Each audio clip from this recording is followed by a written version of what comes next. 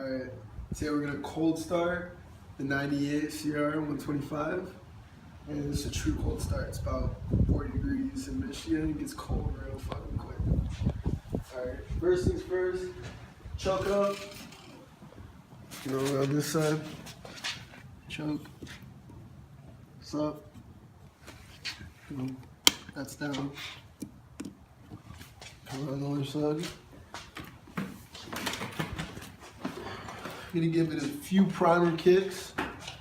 You know, not too hard. Just turn it on. Say about 4. 35. Alright. Clutch in. No gas.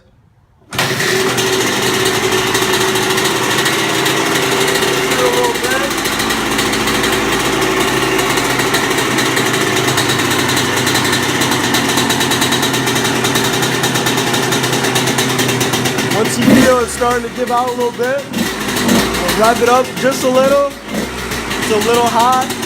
You know, take the choke off. Rev it up. Take the choke out.